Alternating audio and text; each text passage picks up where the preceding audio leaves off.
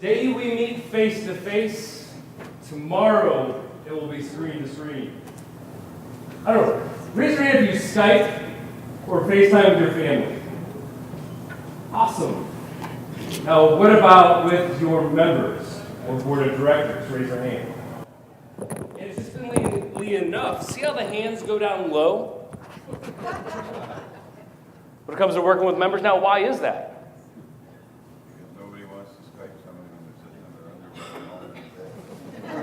Afraid of the way you look on camera? Or maybe you're not ready? What else? Let's talk about this. Because in my opinion, it's a mindset before it becomes a skill set. We already have the technology. Skype's been around for years, right? Now we have some new video conference technology like Zoom. Actually, if you have pen and paper, I want you to write down this website. We'll talk about it a little bit more a little bit later. www.zoom.us. Now, don't let the .us fool you. It's an international company. But Zoom.us is kind of taking the world by storm when it comes to usable video conference technology. And so what we have here is our specific dynamics. The first we have to figure out what's the problem we're trying to solve rather than add more technology, right? Again, you don't need more technology, you need right-sized technology. More importantly, the skill sets and using some of that technology so you can drive business outcomes rather than technology getting in the way. Raise your hand if you're a little overwhelmed with all the technology that's out there. Raise your hand. Be honest. Look around the room. It's too much, right? So first of all, we have to look at the problems before we get to the solution. Now, July 5th of 2014, I got married.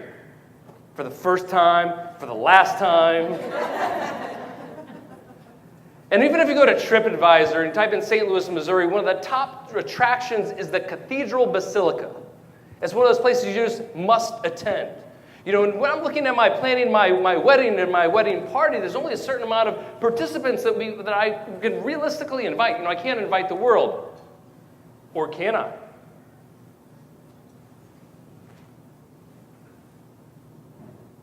Now, let me ask you this. What are some excuses or some reasons why people might not be able to attend?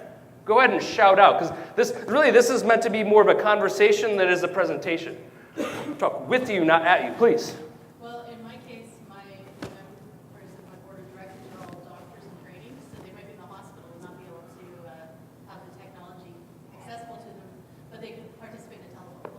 So you're saying they might not necessarily be accessible. Maybe by phone call, or maybe they can. Maybe they could pull out their phone and participate in a meeting. Interestingly enough, hosted a facilitation where, you know, it was around the state of Wyoming, and there was a participant who participated from the bedroom, or not the bedroom, but the hospital room in the surgery bed. You know, so like, what are some of the excuses? I mean, wouldn't you agree that's a dedicated volunteer? What are some other excuses or maybe perceptions that we as leaders need to handle? Because really when it comes down to, as far as, you know, there is no I in team, but there's an I in influence. And if we're going to be able to move this thing forward, we have to be able to understand some of those objections and handle some of those perceptions in order to be able to have these remote decisions. Go ahead. What are some other ones? Time conflicts. Time conflicts. Let's talk about cost in a second. Let's talk about time. Now, give me a little bit more specific as far as time conflicts. Family commitments, maybe? Family commitments. What else? Well, the paying job gets in the way of the volunteer job. Ooh.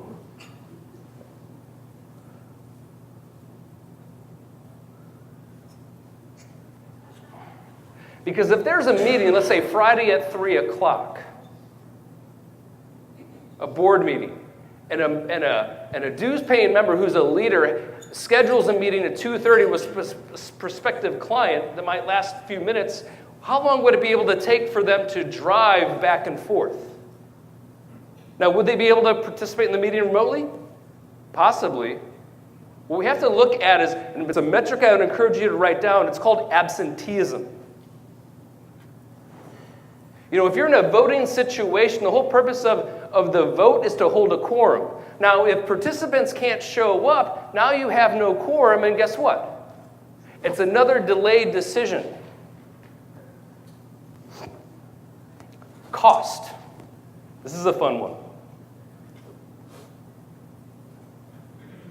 So cost to attend your wedding, the amount to go there, or a meeting, or to drive to, or?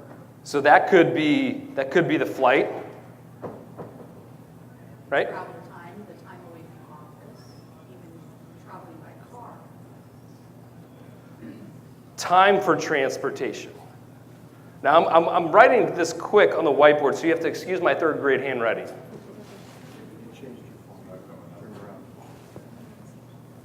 Oh, I changed the good thing about using one of these whiteboards is that, can you see this in the back? Now, realize I did that on purpose. Now, if we go full screen here, now I can start to write this down to be a little bit more specific. So, flight. Can you guys see this? Yeah. Okay. We're going to talk about visuals, and we're going to talk about visual frames and how to be able to engage conversations, especially when it comes to facilitating. Because when we engage in the remote environment, are there opportunities for distraction, yes or no? And what are some of those distractions that you might experience, or maybe you don't know, but you can feel it? Multitasking, right? Like a minute in virtual space is like seems like an hour in real life. What is it? The average person checks their phone 150 times per day. And if we don't pull out, and if you're thinking, okay, now there's this break or there's this lull, or if I were to say, oh, let me hold on 1 second, let me fix my technology, let me go play this video, and it'll take me a couple minutes in order to be able to figure out what is your next action? Pulling up the phone. So we have to be cognizant of that specific environment, because when we're face to face, there's a little bit of leeway, right? When you're screen to screen, it's a little bit more challenging. So as the skill sets, I encourage you to write this down, is called time to task. Pulling up a document, pulling up a PDF, pulling up a financial statement. Whether it's web-based or it's Excel or it's PDF, doesn't matter. What we need to think about is the skill sets for facilitating those meetings as leaders, so that we're continue to move things, move it along. So here is just a quick list of decisions that you might have to make from once a year, every couple of years, maybe it's once a week. And rather than assume that you need to know what I know in the order you need to know it, I'm going to put it back on you to let's take a look at some of these, and so we can be more specific about which one of these you want to talk about, rather than, you've probably seen it before where there's the presentation that's like this, right? Slide, slide, slide, slide, slide, slide, slide, slide, slide, slide, slide. And out of 60 minutes, maybe there's 2 slides. Why do we waste all that time talking about things that aren't relevant to you? So going back to here, what are some of the decisions that you feel are most critical when it comes to managing, running your association? And if there's not something here, go ahead and please contribute.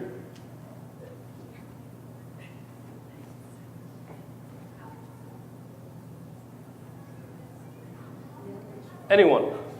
Making a decision, period. About anything. Just coming to a conclusion. Yeah. Come to some conclusion, some decision. Does anyone have a specific example? Yeah, please. And thank you for participating. These actually have these in the other room. There you go. Thanks. Coming to like an organizational decision about something, like a public position on something. Okay. So you're saying a public position. Right. So, for example, if it's a case of you have one of your stakeholders tackling a particular issue, and you have a particular stance to take on that. Yeah. You as a group have to come make a decision on what your stance on that is going to be. And how hard is it to come to one of those decisions when you're talking over the phone?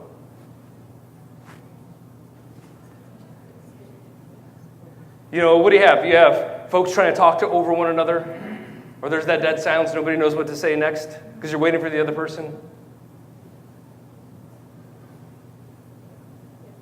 I mean, there's all the types of these decisions, and I'll actually give you a couple of examples. But let me ask you this: does it ever snow in Canada?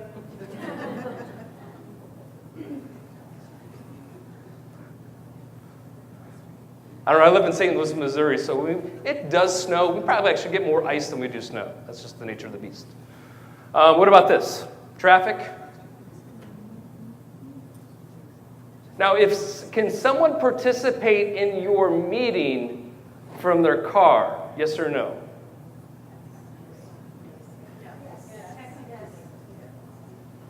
Now think about it. What could go wrong if they're participating in their car?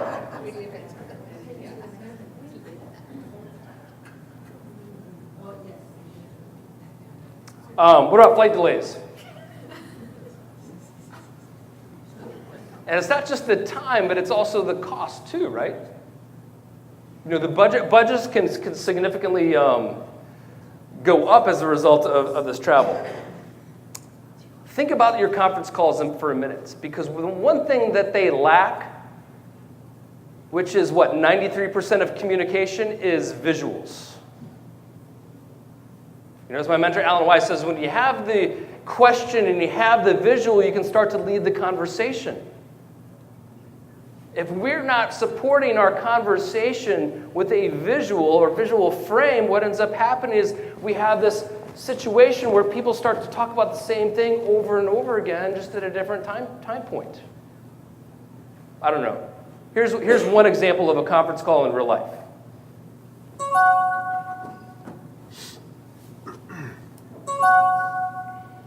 Hey, Paul. Thanks for being here on time. Paul? Hey, Paul, can you hear me? I can't hear you. I can hear you. Can you hear me? Hey, guys. Hey, Tyler. Sorry I'm late. Having a hard time connecting. 1 second. Paul's having a sound issue. I can't hear you. Try adjusting your output settings. Can you hear me? It's the gear icon. Tyler, are you on hotel Wi-Fi? Yeah, what?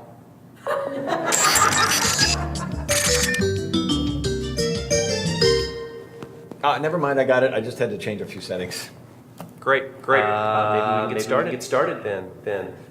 Great. I think your mic is picking up your speakers. My mic? Do you have headphones? You want me to put them on? No, I want you to smell them.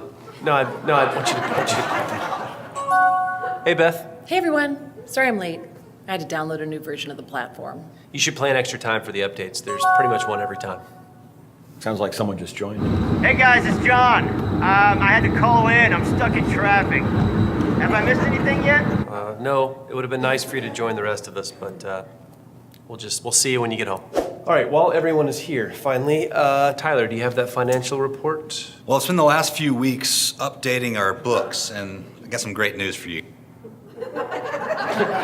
Schedule from this point last year. We had a great Q1. We lost Tyler, I think. Am I frozen? Hey, Trip, I think we lost Tyler. Yeah, I know, we lost Tyler. Hey guys, it sounded like Tyler was cutting out. We know, John. All right, while we wait on Tyler, why don't we go over all of the reports from... Beth, are you with us? Oh yeah. Okay, everyone, I know some of you have to leave soon, but I just wanted to go over a couple of the queries before. Okay, excuse me. My wife's out of town this week. Daddy's, I'm so sorry. Okay, you just spilt grape juice on the carpet. Daddy is in a meeting. Tyler, can you go over the numbers one more time, please? I thought Beth had an adjustment. Hey, Beth. Yeah. Sorry, guys, that's my iTunes. Hey guys, hang on. I'm gonna join in. Hey, what platform are you guys on? Skype? FaceTime? It's in the invite. Oh, never mind. I see it. It's right there in the invite. Okay, now I can see everybody. Let's reschedule and let's just do a regular old conference call, okay? Paul, can you have David send out the 9-digit passcode? I heard you. Yeah, he's been here the whole time. All right, everybody. I'll see you later.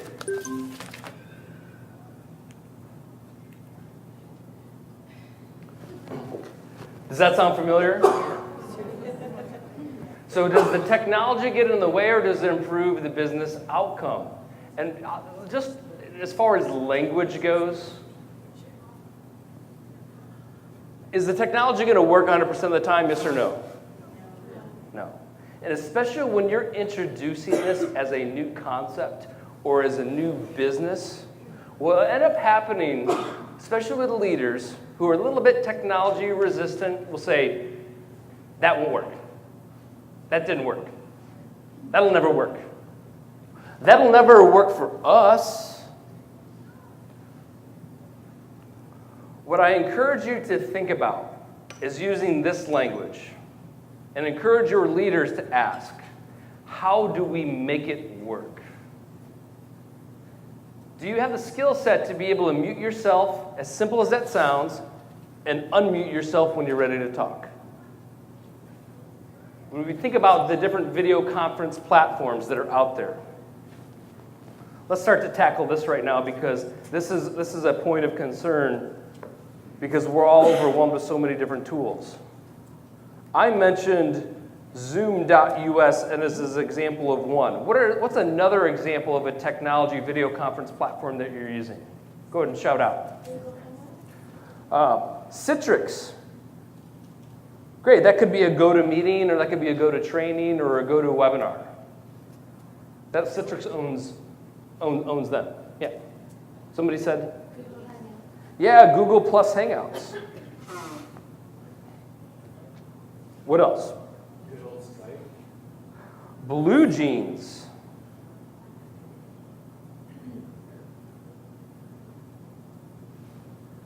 Skype.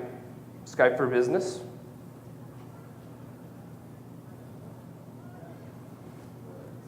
WebEx. Any others that you use specifically? Now, if we go down the list, and there's probably 100 of these out there. There's like a new one every single day. How many of these technologies do you need in order to have a meeting? One. How many tools do you need in order to send out an email? One. All the different social media profiles that are out there. You can use one tool, right? Like a Hootsuite or a Buffer app. The reason why that we're overwhelmed with all the technologies is because we have too many tools that do the same thing. And the problem that you will face, if you have not already, is the fact that every member or leader who's involved in the process wants to use their tool. Right? And how do you get alignment around that? How do you tell somebody, that's a really good suggestion, but we actually prefer that we use our tool because of what? I mean, what would be some of the language you would use to someone to encourage them to use your system? Because it works.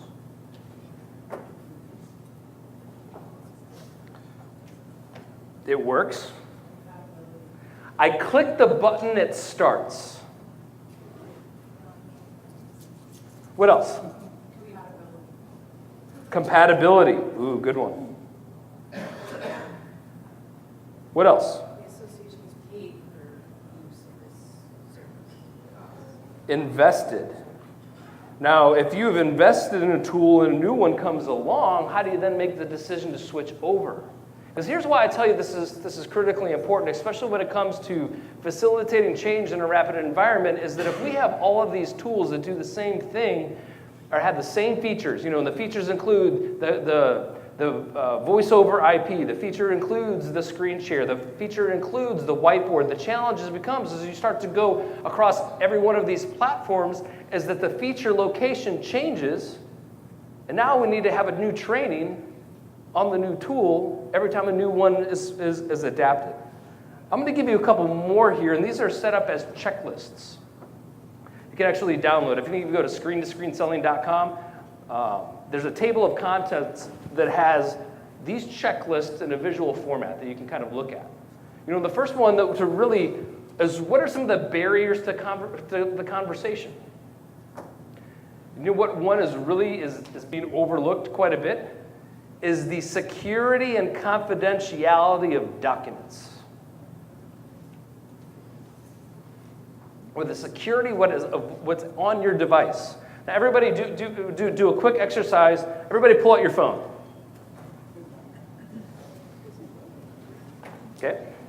Now you have your phone, actually put it in the air and say, and show it to your neighbor and say, ooh, look at this. Now what I encourage you to do, just real quickly, is turn it off so it's a blank screen, but don't turn it or power it off all the way, okay? So blank screen, and then I want you to kind of turn it on real quick. Now, do you need to enter in a passcode? I heard a couple no's. Now think about this. What is included on our phone now that we have Dropbox and we have Evernote and specific documents? I don't know, in real estate, we've got copies of earnest money checks, we have social security numbers, we have bank routing information. With all this that pops on our phone, and if we start to integrate our financials into this, somebody gets a hold of our phone, is that even possible? Somebody could take our phone? I'll never forget, I passed through St. Louis TSA airport security. Then I run to the restroom. Finished? Go wash my hands. Where's my phone? Where's my phone? I don't have my phone. Oh, maybe it's in the restroom stall. Somebody's in there. I'll wait till he comes out. Okay, he comes out. Excuse me, sir. Big guy. Excuse me, sir. Do you have my phone?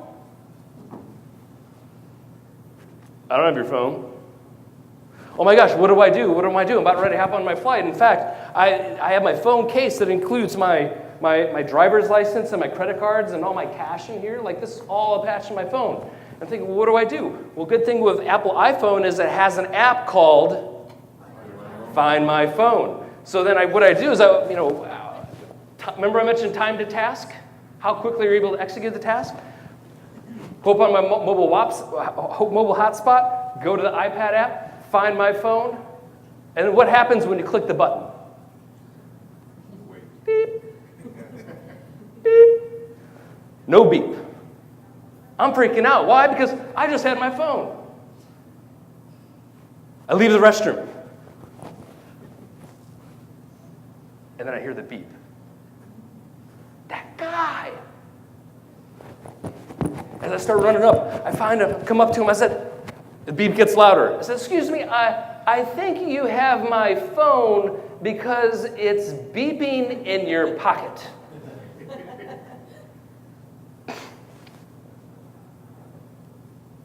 Finally, hands are right over.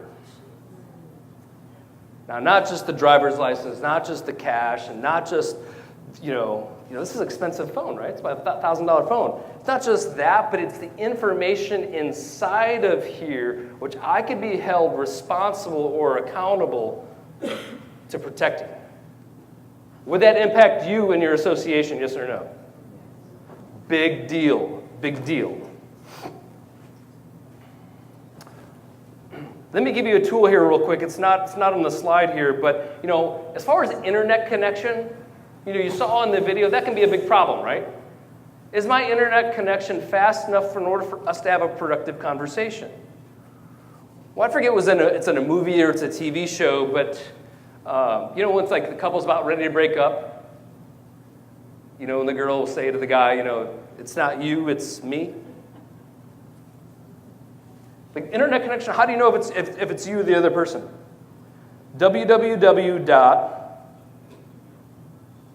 Anybody use this already? Speedtest.net. There's actually an app that you can download onto your device that will test the internet connection. If you go to the web browser, speedtest.net, you click the button to start the test, and then you'll know, is it a fast enough connection? Well, the next question now becomes, well, how fast is it? Do we need a connection? Do we need in order to have a conversation? I recommend at least 30 megabytes per second as a minimum. When you travel, like you're here today, raise your hand if you're out of the province. Yeah, so you're out of let's say you've got a meeting here at 2 o'clock. Is my internet connection fast enough in order for us to support a productive conversation?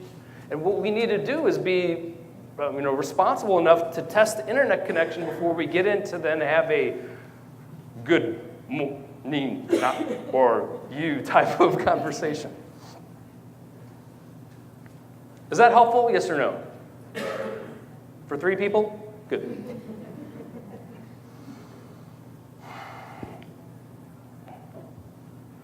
Meeting's at 10 o'clock on Friday.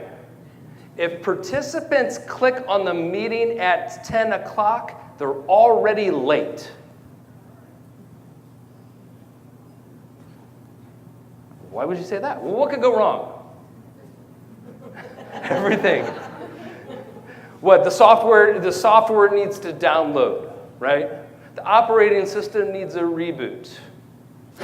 Maybe one of the things that we have to do is close off all of our applications before we get into screen share, because if we're having a confidential conversation and we have our instant messenger pop up, the last thing that you want is your friend sending you an instant messenger about, something funny you did at the bar the other night, and then it pops up during your board meeting.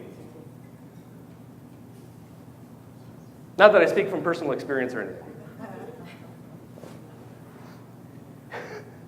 Here's another one that gets me, and you'll know it from the conference calls themselves. It's called assumptive prescription.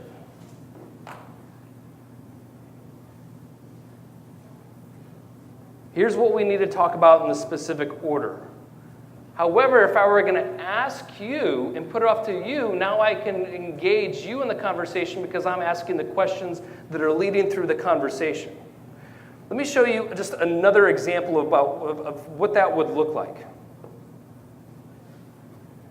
So let's say right now you have your strategic plan.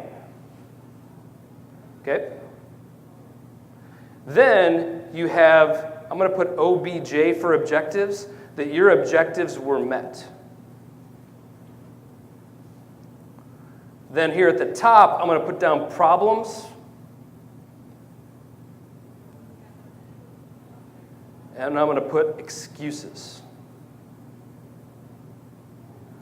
This would be a kind of a role play and a facilitation that I'm leading to avoid that assumptive prescription. Again, I've got the frame, but it's more about your input more than what I have to say. So what are some of the reasons why you're not able to meet your strategic plan? Not enough time. Okay. There's not enough time to do it all. Or maybe we took on too many tasks this year. We weren't realistic when we set it forward. What else? Money. Yeah, maybe what happened is, let's say the incoming president had this great idea that they wanted to put forward, but didn't do a cost or a cost feasibility analysis to make sure that our budget would be supported, or it comes down time to be able to do the research. We think about something like that, and if we were to do a conference call, I'm going to put up one more visual so you can see what I'm specifically talking about. Have you guys used the business model canvas before? This is just an app that acts as, if you're trying to create your budget for the next year, or let's say you want to tackle a new project, what's the revenue that we can bring in to offset some of the cost? Well, let's say one of our initiatives, let's say we're in the hole this year, we need to amp up our non-dues revenue. I could ask in a conference call, say, hey, what can we do to increase our revenues? But if we have our business plan that's kind of on a one sheet, now we can be a little bit more selective and then choose which ones that we might be a little bit more realistic. Now, can you do this on just a traditional phone conference call, yes or no? No, we have to have the visual. Now, when we think about the visual for a video conference call, what happens a lot of times is we think that it's just, it's a video conference call, it's all going to be us talking bobblehead on a video camera, right? I mean, that's the perception that we have, is we're just going to talk through the webcam like this. So what I want to do is kind of reinforce the idea or the art of the screen share.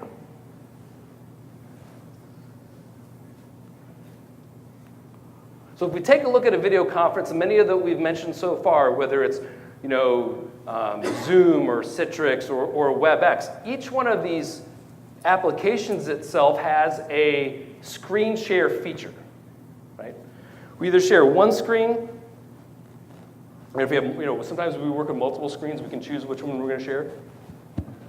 Or we just do the desktop screen share, which is whatever is on the specific operating system. Or maybe we're just going to share Microsoft Word or PDF. You can actually choose the application. That's all built inside of it. But really what happens is, what we need to think about is the art of the screen share. How can we quickly, when necessary, not because you can, but when necessary, share what we need to share and then be done? Right? How do we do that? What are some of the skill sets that are necessary in order to perform that? One of the visuals that you will use on a regular basis is your own website. Now, raise your hand if you're proud of your association website. Okay, awesome. Now, if we were to take your association website right now and then start to ask, we put it up on a flat screen television, maybe the size of this. Will it look the same as it does on your computer, yes or no? And that becomes a challenge. Things start to get, we go from one size of the screen to the next. It can impede the progress because now we're thinking about, what it looks like rather than the specific objective. Well, what about the tablet? What does it look like on the tablet? What does it look like on the smartphone? One of the things that I did ahead of time, I'm just going to show you this as a resource. And if you want this, I can give it to you after the program. But what I did is I took all of the participant websites, I think there was 377, and I have them all in PDF format.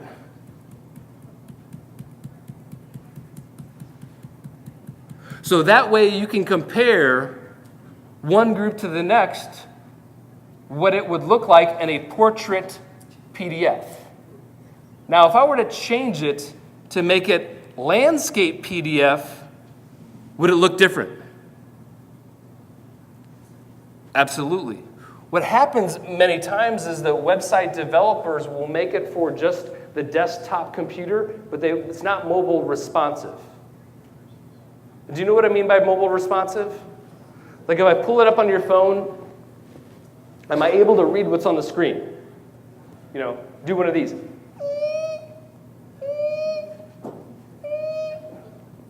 And sometimes you can't read it because it's like this.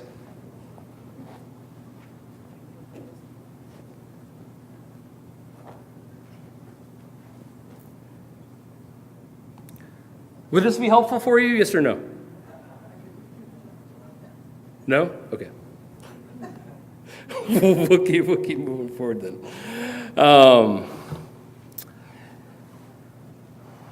The way that I look at some of the technology is what can I increase or decrease? Not so much take on new activities or tasks.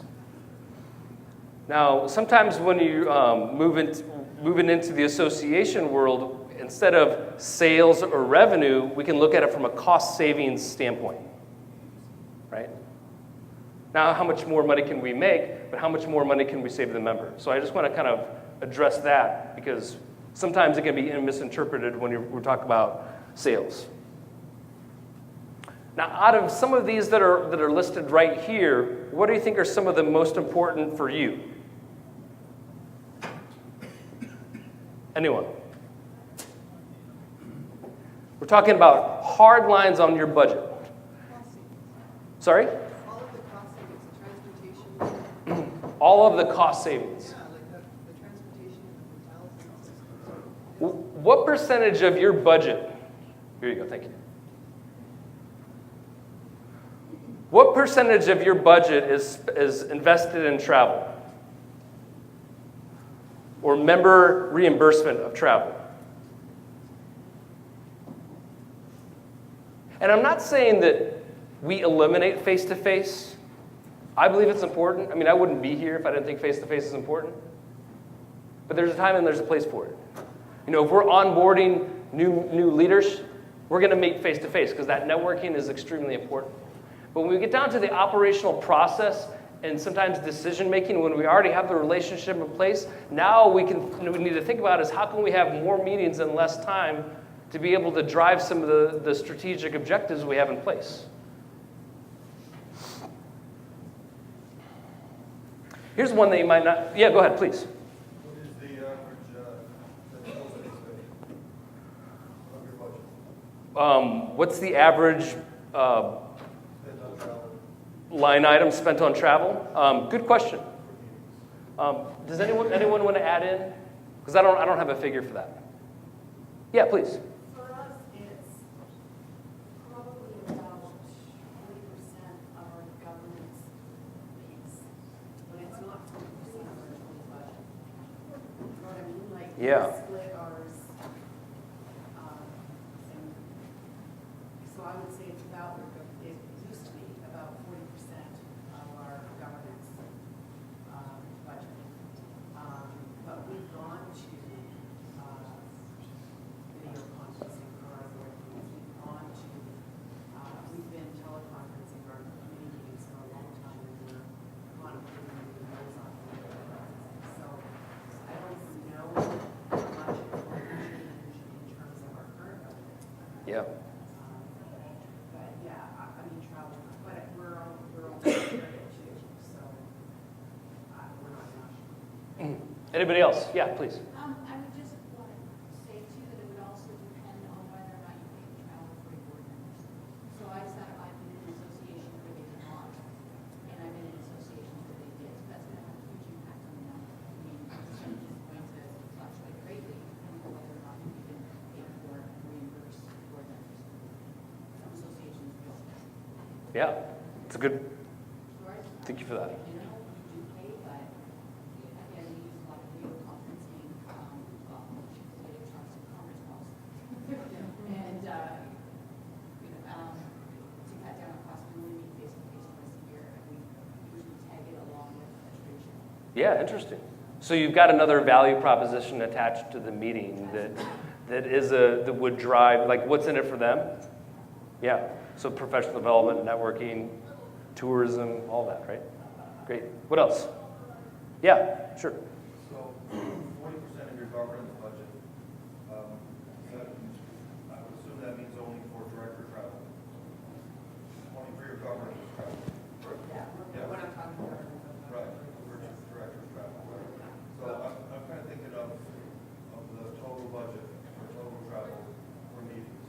So for us, we meet with industry, we meet with government, our director meets. We might have staff meetings, we might have some staff for different parts of the country. We spend about between 8 and 10% of our total budget on travel. I don't know if that's too much or too little, but if anybody else knew that, that would be helpful. That's helpful. I don't know how much. Ours is about 1.7 million. And that might be an interesting question because maybe CSAE already has some research that would support that. And I'll look into it and tweet it out or something and get it out to you.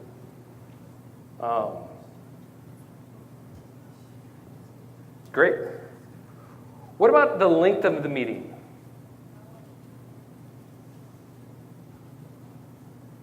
How long should a meeting be? I mean, typically what we think about when we plan a meeting, it's an hour, right? Does it have to be an hour? I don't know. I think again, it depends. So if it's going to be a conference call or a video conference, you can do it more often. And I find that those are not more, they're short and sweet because of the multitasking, if you will. Face to face, if you brought people in, I think they tend to be a little bit longer, just to utilize somebody's time. Some people have to get up the whole day to get there. Is Yeah. it one meeting? Yeah, good question. It's because our board meeting is the whole day, 4 times a year. Yeah. And so if we look at a whole day, I don't know, 6 hours, 8 hours, however you want to slice it, dice it. Yeah, so maybe 10 to 4. And then if we ask the member, like what does the member make per hour? It's going to be all across the board. It could be $10 an hour, it could be $500 an hour, depending on the individual, and we start to add that up. It's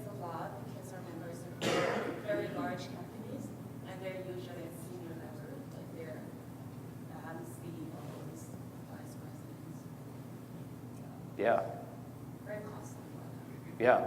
So it's costly for the member for their time, and if we're more responsible on how we use our time, what might that mean for, future leadership or future buy-in? Yeah. Anyone else? Yeah, please.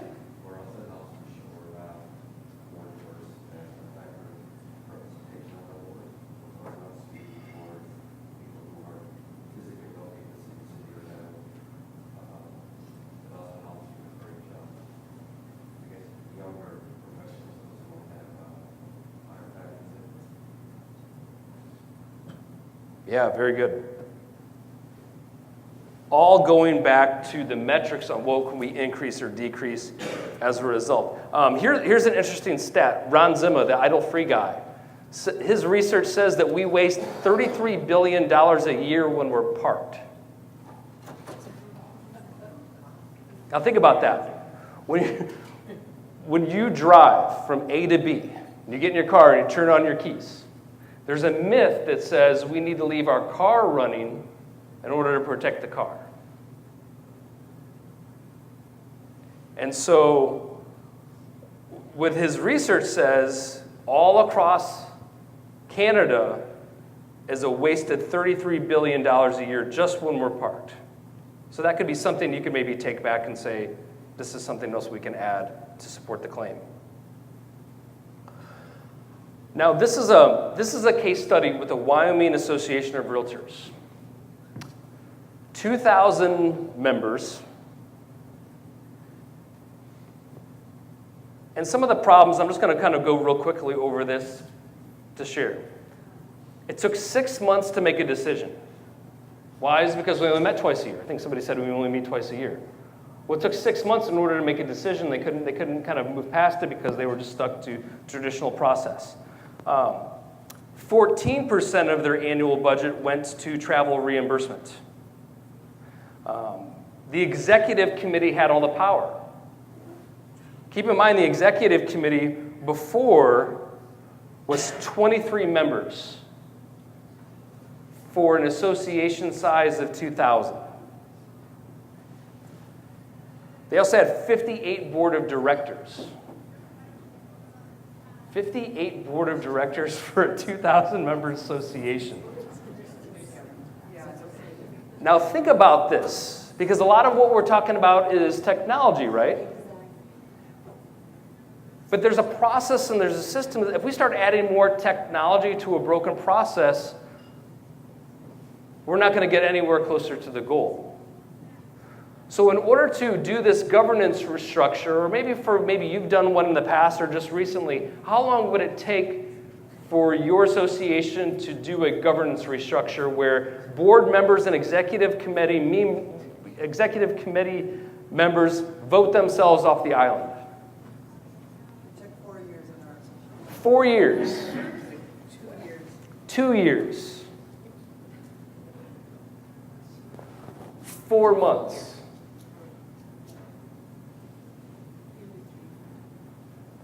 Now, was it any specific technology or costly technology? No. I'll give you, do you guys want to know what we used?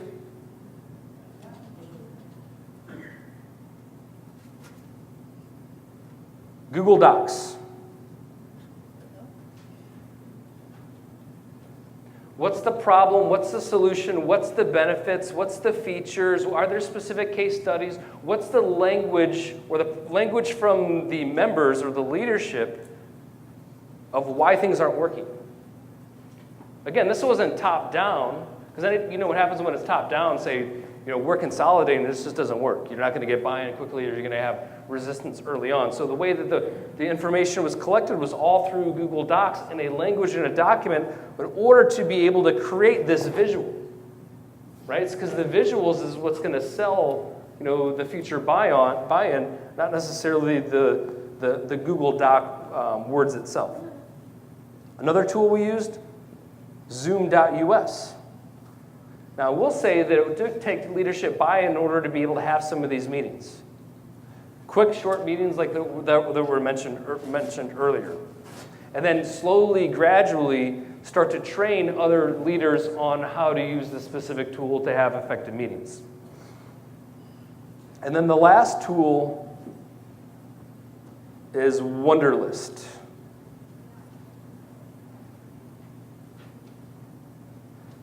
It's a project management app. If you like free, say free.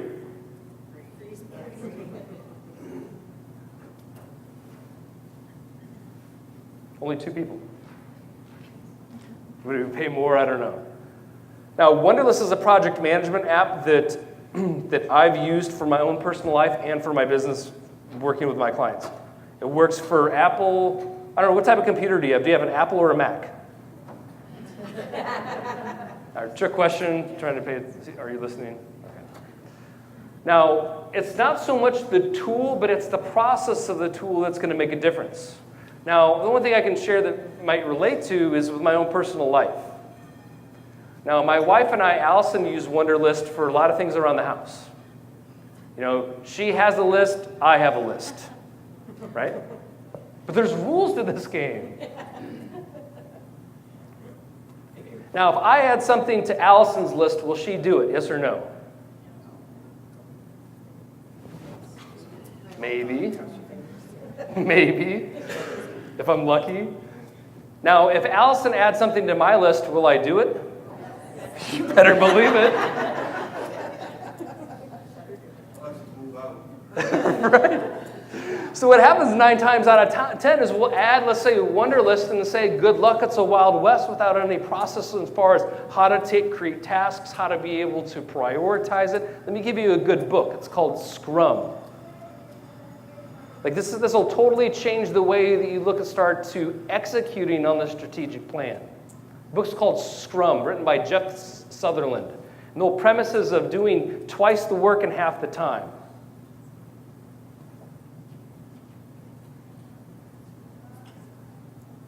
So when you create the list together by using screen share, now who's ever leading or facilitating the meeting is type it in the same time, and if something's typed in wrong,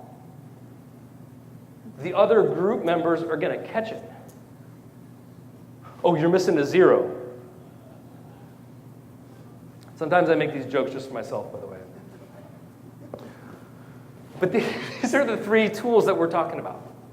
Super low cost, easy to use, multiple platforms, etc.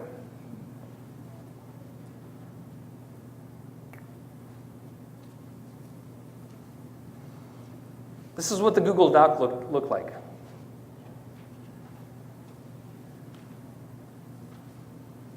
Now, the good thing about Google Docs is you have one document, not 10 different versions of a Microsoft Word document. You've got one. Now, will it take some, raise your hand if you guys use Google Docs. Okay, great. So a new leader comes on, you might have to train them on how to use Google Docs if it's something you use on a regular basis. Especially if it's only maybe, let's say 5 people that's in that tight-knit group. You just do a quick session on how to be able to go in and add that. I mean, it's pretty simple. But a quick screen share meeting would help save some time in being able to organize this information. Now, essentially, all of the language that was, you saw that infographic? All of the language was using to create this from the Google Doc itself. Now, I'm not a graphic designer, nor do I ever plan to be. And there's a website that helped create that, that infographic, Fiverr.com. Have you guys used Fiverr before? Fiverr.com. You'd be surprised what people are willing to do for $5. Now, if you're a communications director or manager or specialist, you don't have the time to be able to do logos or design or any of that. Fiverr.com is a great place. That's where I go to outsource a lot of my tasks. Also, another one is Canva.com to create some of those visual stimulating images. Now, why not just share the report? Why not just share the bulleted lists?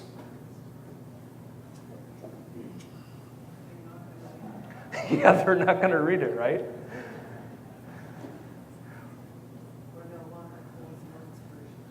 Like I don't know if it works like this, but this is what I was told. Okay, we're going to create this big change, and the way that we're going to justify our big change is we're going to create the report that has the most amount of pages.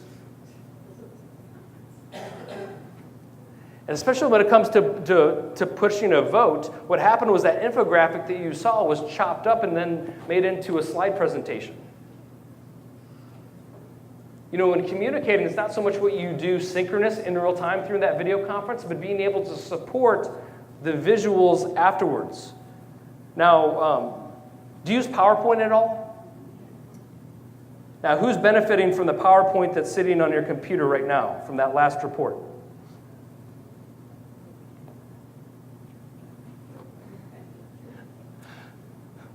Nobody, right? And the running joke is, why are you being so selfish with your PowerPoints? Especially if everyone has to see it. Here's one for you, slideshare.net. Anybody use this? 1, 2, awesome. You like it? You can use it for anything, right? Maybe it's the budget, or maybe it's the annual budget.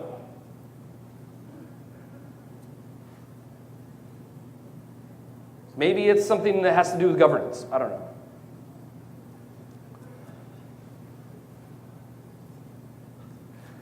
Just a couple quick notes on creating some of these small wins with some of the technology. Leaders have to have buy-in from the start.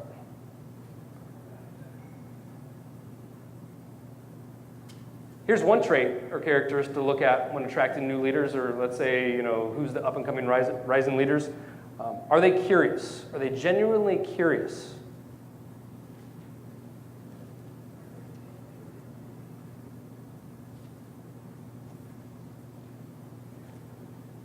And I can share these notes with you if you'd like, so that way you don't have to write them all down. I'll share both my chicken scratch annotations along with the slides. Put them together all in one place, make it easy.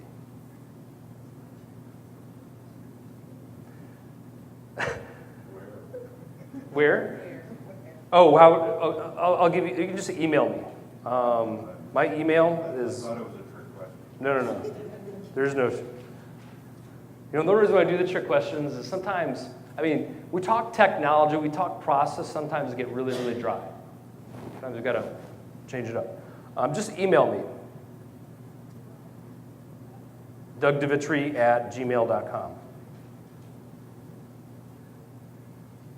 I like the mindset of Marshall Goldsmith. Have you ever heard of him? But when we talk about leadership development, he's one of the best. His philosophy is on this information is to give it all away for free. Give it all away for free. Because what happens when you die? And it's my way of saying thanks for showing up. I mean, you could have attended other sessions. You could still be in bed. My folks on the live stream, I don't know. You too, I can share this with you. Now, putting together processes isn't always that easy because sometimes it can be a mess. Now, this, out of all the different visuals inside of that infographic, this was the one that people started to ask questions about. Now, see the red lines here? This is the rework that happened.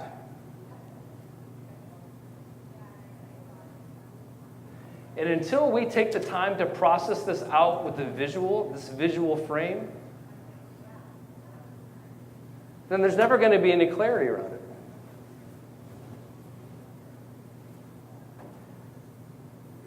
And this is what it looked like now. Not just a reduction of individuals, but a much more streamlined and simplified process. Now, there's a couple apps I can share with you on how to create this.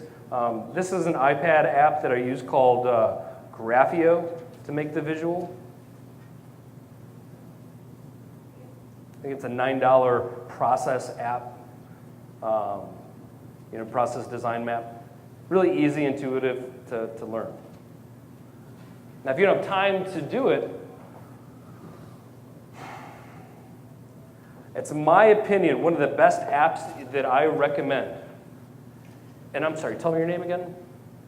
Jonathan? Yeah. Jonathan has a whiteboard app. My question to you is, do you have a digital whiteboard app? Now, what's a challenge? Now, okay, let's talk about just learning to execution. This is a quick side.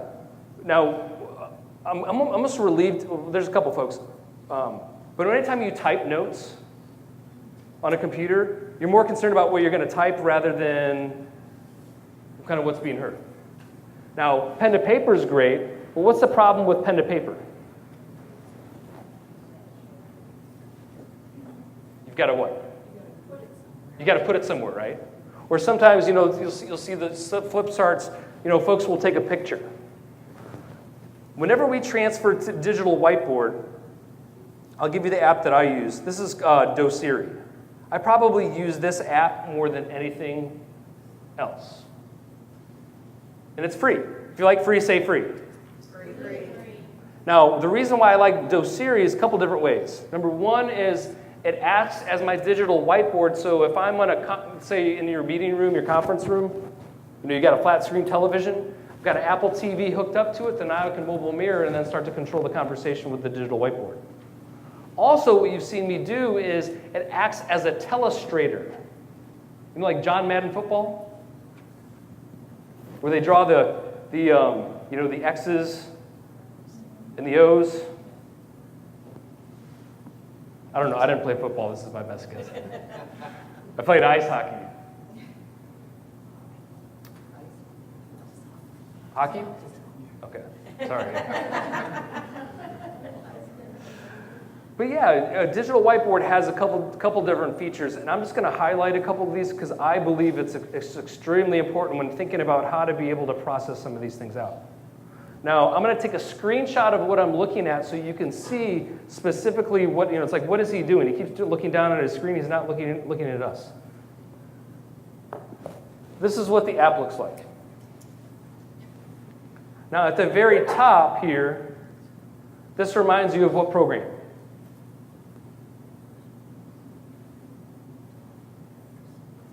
Microsoft Word or Draw. You've got a circle, you've got a square, you've got a pen, you've got an eraser, you've got a highlighter. This one right here, do you see it? This one right here. Now I'm trying to be funny. I am trying to be funny, but whenever you do screen share with a document, have you ever told somebody to scroll down to the bottom of the screen? Oh, no, wait. No. PDF. Scroll down. Keep scrolling down. No. I don't think you're there yet. Go down. No, wait, you missed it. Go back up. No, up. No, down. Up, down. Now, what ends up happening is you get frustrated and they get frustrated. That's the reason why these annotation tools come in handy, is because you can tell them exactly what to click on. Now, as far as the visuals go,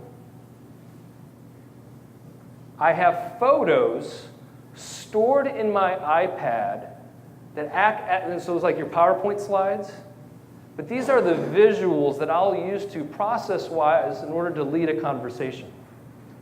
So sometimes the art in itself is just creating the process visual, but the next point is the skills in order to be able to pull up the right visual at the right time.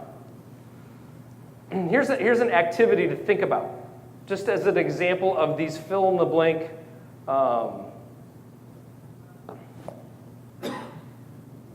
tools. Now, thinking about whatever value proposition you're working on, whether it's for governance or it's for professional development or it's member services, you have a value proposition you're trying to get the entire group to adopt. Now, I'll pull up this visual, not that I have all the answers, but I have the questions in order to lead the conversation, so whatever outcome is because of what you contributed, not because of what I said. Pulling up the right visual at the right time. I'll give you another one. If we're going to talk about strategy here and creating that business model.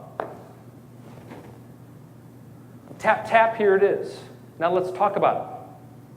Well, in order to really leverage your costs and deliver value, who are some of your key partners? Now, whatever you tell me, I fill in the blank here.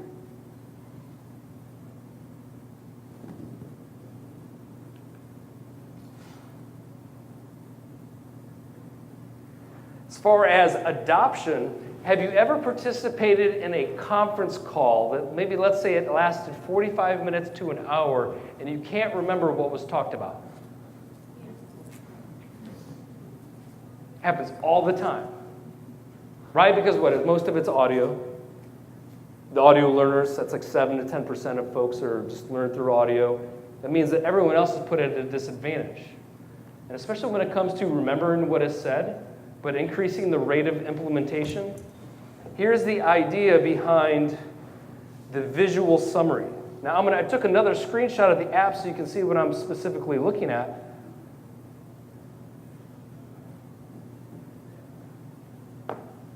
Right here.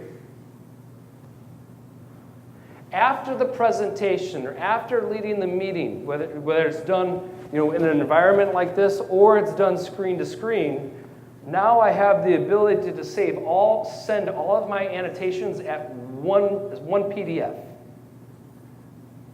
Now the PDF might be 5 pages here, but what I've done is that I've supported the conversation with a visual summary, so then that way everyone is on the same page. Talk about selling hotel services, right? And who else is a vendor or supplier? Okay, awesome. It's like, how does someone even remember everything that you mentioned? A good way to reinforce that is with a visual summary. So now it's your proposal is customized rather than sending a blank, a full brochure that maybe that wasn't, maybe out of the 30 pages, there's only maybe 2 that are relevant.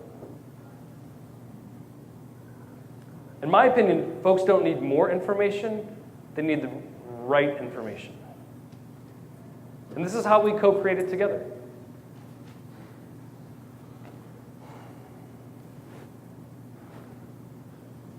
From what we've shared so far, what will you do differently or take back to your association? What will you do a little different? Go ahead and look at your notes or ask your neighbor what you really liked. But what will you do different after today? Okay, so you're going to add more visuals to your video conference.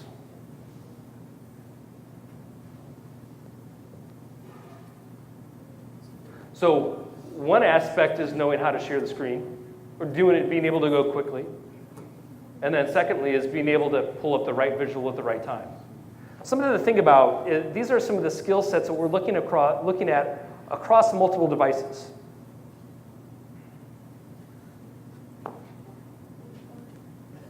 Laptop versus tablet versus over the phone.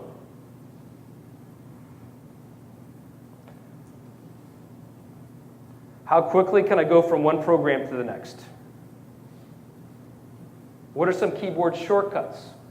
If I'm in a web browser, how can I create a new window or a new tab?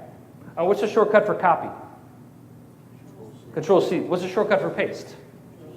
Control-V. What's the shortcut to create a new web browser window? Control-N. What's the shortcut to create a new tab inside of the web browser window? Control-T. These are shortcuts specific to the software that we have. If we're going to be fast, remember how we talked about time to task? If we're going to be fast, and so that our conversations are not delayed because of our skill, it becomes the level of, and maybe we would write it down as far as aspirational, but an unconscious competence. Like you don't think about, when you hop in the car, you don't think about, what's going to happen if I move this switch or step on this pedal. Like it's just second nature. Yeah. When I'm sharing documents, one of the things I found was I do a lot of autocorrect. Not autocorrect. It's essentially autocorrect. So I'll use common shortcuts, and they'll automatically go along. So for titles and names, Yes. stuff like that. And You bet. Form fill. How many times do you have to enter in your first name, last name, phone number, address, email, and specific information? Member ID number? The tool that I use, I'm glad you mentioned that. The one that I use, and it also stores all my passwords, is lastpass.com. Now, that's just what I use. Somebody might use something else. Is it secure? Yeah, go ahead. I'm actually Sophia. My name's Catherine here in Canada. Yeah, please. A loaded question. I'm calling where they want. You bet. So while your screen way of doing business and video conferencing is very, very effective. Yeah, you bet. And it saves time and money. It does take people off our aircraft. However, we know that there'll always be a need for those.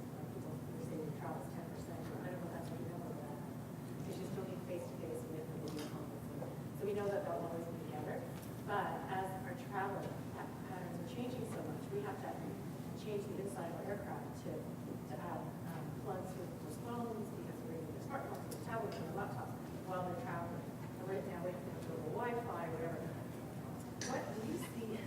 I can see meetings happening in the air now where they didn't before. So what do you see that? Do you see that happening? Like I don't know how that looks because I also see them on video conferencing there, but we have to be more and more productive when we're flying. Yeah. So what does that look like? If you have any hints for how they can do that effectively?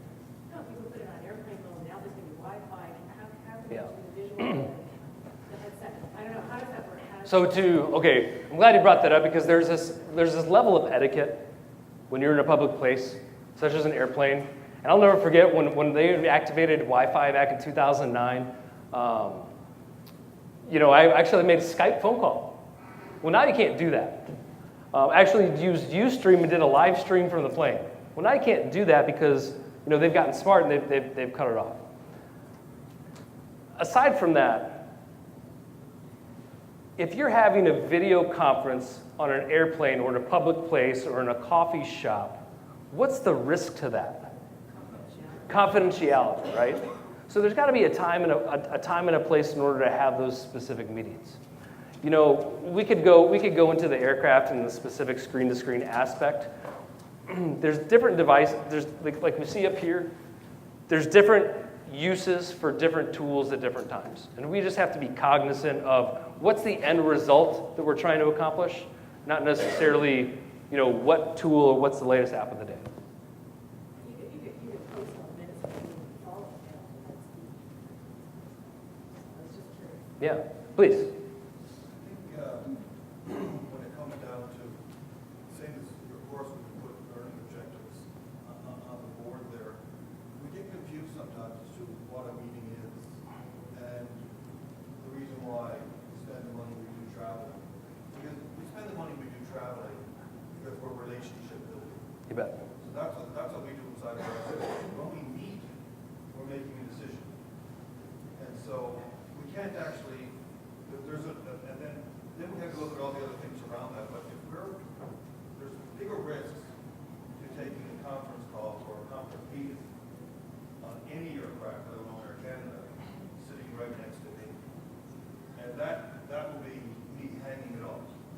Because I couldn't have someone using their voice next to me on an aircraft. I can barely take someone using a phone call. As soon as you hit the ground, everybody's on the phone right away, right? Right away everybody's on the phone. And so you can't hear, I wouldn't be able to hear myself speak if you were on the phone and you were on the phone. Microphones are sensitive now. So, I find you get, now even, because I fly quite a bit, and I find that even that stuff is getting more reduced. I think your time on a plane, most executives are using that time to write, read, sleep, or drink. That's what I see as those in that order, So I don't think you'll see meetings, and I don't think you need to. I was just glad to go. I don't want Wi-Fi on a plane because I don't want anybody to get me and reach me. So it gives you that 1 hour, 2 hours, 3 hours to get ready for the meeting. Some of us are on 5:30 flights, 6 a.m. flights, and then you need that time to sort of prepare. So I think it comes back to the learning objective, or comes back to the objective of what it is you're trying to accomplish. You bet. There has to be we look at change and the process of change. First we have to look at systems, then we have to look at process, and then we have to look at policy, right? And so one thing to consider if you don't already have one is creating a virtual team operating agreement so that these are the rules that we play by. You know, we don't take conference calls on airplanes, or we don't take conference calls at coffee shops or at the club lounge or whatever it is. This is how we use the tool. I'll say this though, as far as work goes, if you're meeting in the virtual environment, 50% of the meeting, like time allocated for the meeting, happens before the meeting starts. If it's a face-to-face meeting, about 80% of the meeting or the work that's involved is when you're actually showing up. Right? So there's different dynamics as far as we all get together here versus we have that virtual meeting. What else will we do differently? I think we totally move away from conference calls and go screen to screen.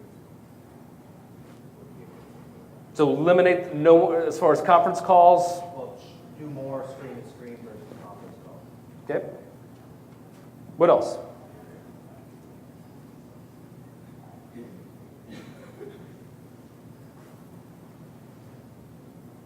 I'm going to have to do research because I have no idea. So, Research about. about all of these platforms and all of these Yeah. things and how they would work Yeah. for my organization. I tell you what, one of the biggest addition to security and everything else is platform usability. And I always like to use the example of going to the Department of Motor Vehicle, that's what we have in the US, Department of Motor Vehicle to renew your driver's license. Okay?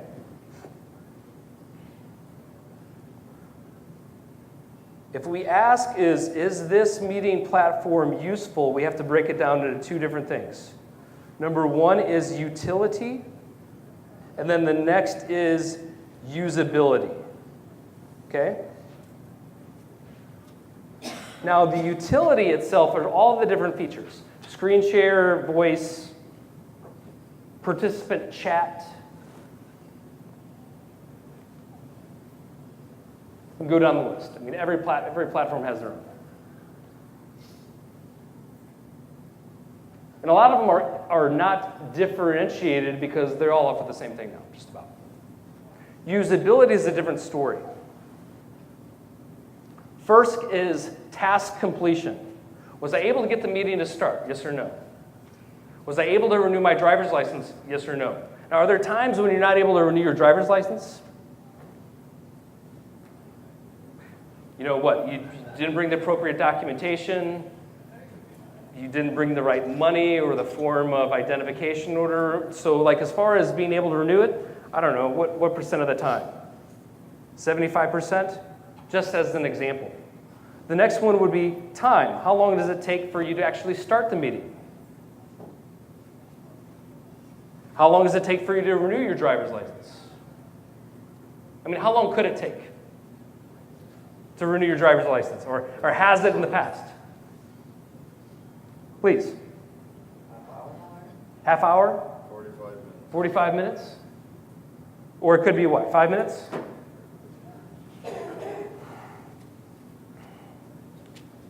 And then last is it a good overall user experience on a scale of 1 to 10? That's the most basic criteria that you can use. Now, when I went to go renew my driver's license a couple years ago, I went to the DMV and I brought my computer. And I left it in the car. And I sat in there, and I don't know, what do you do when you go to the DMV? You take a number. I think it was like number 90. And I'm sitting there, and now it's 91. I'm thinking, gosh, I have better things to do with my time. Why don't I go back out to my car, get my laptop, bring it back in, hop on my Wi-Fi, and renew my driver's license online?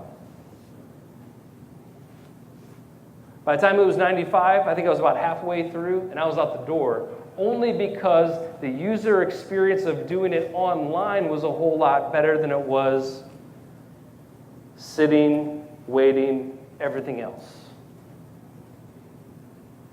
Even looking at the website, for usability. we talk about meeting platforms. Here's a good site to see if your website's user-friendly, is to have user testing done. www.usertesting.com. And then you won't get feedback necessarily from your web developer who will always say it's great. But you'll get real feedback from real people that say, hey, this is what's wrong with it. This is what we don't like about it.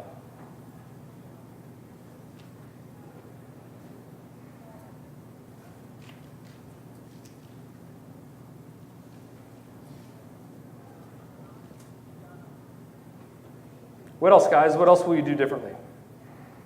Less face-to-face when possible. Less face-to-face when possible? Yeah. When it's appropriate? Is the purpose of the meeting team building, or is the purpose of the meeting to arrive at a quick decision? Looking at some of the new technology, did you know that you can buy poop online now?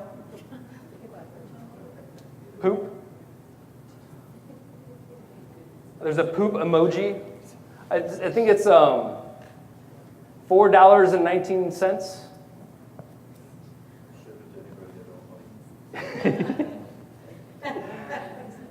Now, a lot of the technology out there is it's crap. Yeah. Is there a limit to the number of people you would recommend having on a video conference? Ooh, really good question. Is there a limit to how many to have on a video conference? Now, I will say it all depends on what's the objective of the meeting, right? Now, if it's an informative meeting, let's say you have all of your board of directors and all of your committee members, and the purpose of the meeting is just to basically inform, you could have as many as 100 people on there. Now, there'd be some, yeah.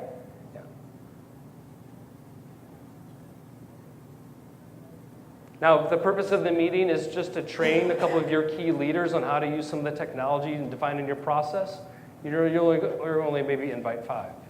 One of the benefits of having some of these meetings is that you can actually record them for quality and training purposes. Or if somebody misses the meeting and you want somebody else to watch it who wasn't able to make it, the video conference platform has a feature inside of it that you can record a video. It's saved as a video file, and then however you decide to share it on Dropbox or your association intranet, you have that option.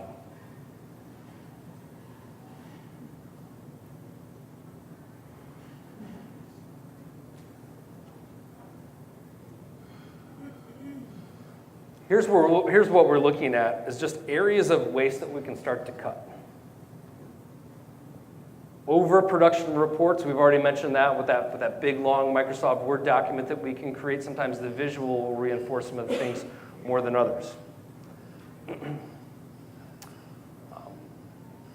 Do you need to call IT in order to have a conversation? Yes or no? Think about that for a minute.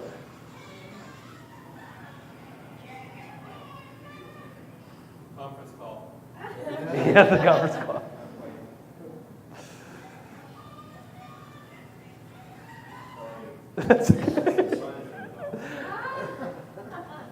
Everyone pull out your phone real quick.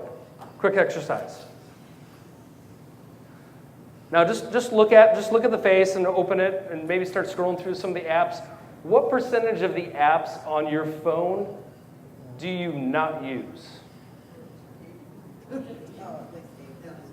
80%. What happened? You attended a seminar, or someone said, or maybe you're just curious one day and you went to the store and then, that's classic, started to download because you could. Now, I want you to think about the more apps you start to download, the more time it takes to actually learn to use it. And if we start to say, let's download 20 different apps and pass it on to everybody else, how much productivity takes away from not just your time and also theirs? Pretty significant. Skill set used to typing. My grandfather, Valerio, rest in peace, he would type like this. Several years ago, I got him set up on his very first Yahoo account. This is how he would type. You know anybody types like that? I was thinking, great, Grandpa's got his own email address. Why don't I send him my real estate email newsletter? And I'll never forget, Saturday morning, it was a Valentine's Day at 9 a.m., I received an email that says, Grandpa Valerio has unsubscribed from your email newsletter. Man, I was devastated.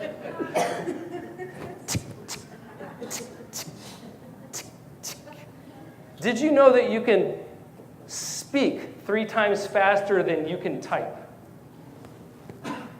Everyone pull out your phone and then open up either your notes application or your email application.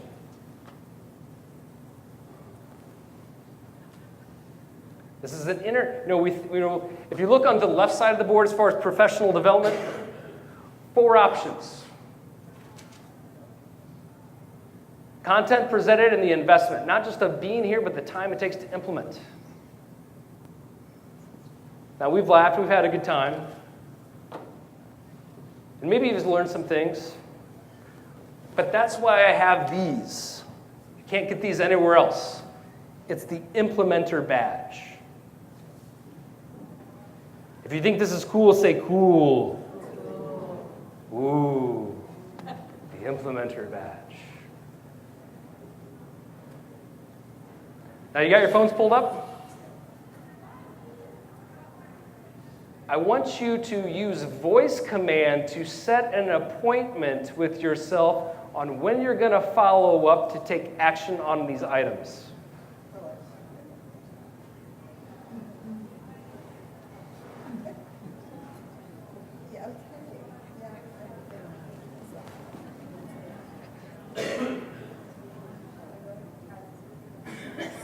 Now I want you to think about what I just said. I want you to go to voice command inside of your email application or notes application or calendar application to set an appointment of when you're going to follow up.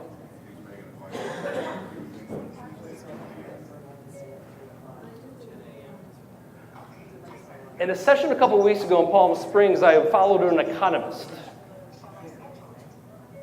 And he said, this struck me, was that it's not so much that we need new jobs, we need to fill the jobs we already have.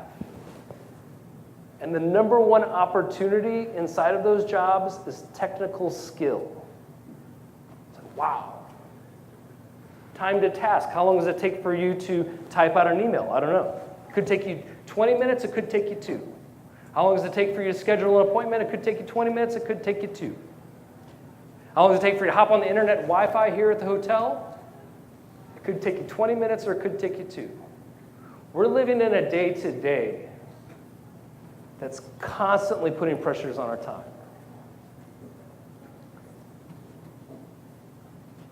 And in my opinion, it starts at the top. Whether you decide to do it face-to-face, or you decide to do it screen-to-screen, doesn't matter.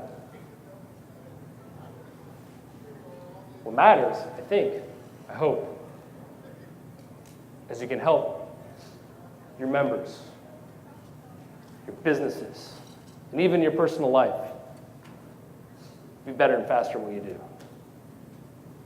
How do you move a mountain? One rock at a time.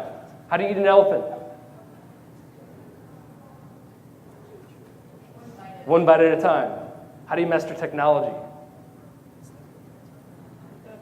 One nap at a time, or one click at a time. I'll never forget, it was March 17th of 2009. I became an uncle for the very first time. And very exciting for me and my family. What did I do? I took my video camera with me. It was a flip video at the time, and I filmed it. Now, wouldn't you do something similar? No? Wait a second. Not the live delivery of the child. Is that what you're thinking? I mean, I'm a little weird, but I'm not that sick in the head. Is that what you thought? You can do it! No, I filmed the family members in the beginning. You know, Mom said, Grandpa Tammy, you were so excited. My dad, it's Grandpa Soli, we can't wait to play with you. It's my turn, said, hey, it's Uncle Doug, now's a great time to be born. We have the $8,000 tax credit for first-time home buyers. Interest rates are all-time low, now's the time to be born. And wouldn't you agree there's nothing more precious than a newborn in your mother's arms? So I got the waiting room, and then I skipped got that. And I put it all up on YouTube, and I put it up on Facebook. When I put it up on Facebook, like you would expect, family commented on the video, right? Awesome, we loved it. Friends commented on the video. Oh my gosh, congratulations. But what struck me was that my clients commented on the video. They actually cared about me and my life. This is Dale Carnegie says you get more friends in 2 months than 2 years trying to get other people interested in you. Commenting shows that you care. All this technology doesn't matter without the relationships at hand. And hopefully you're able to make some here today and this week. All face-to-face, tomorrow, screen-to-screen. Thank you.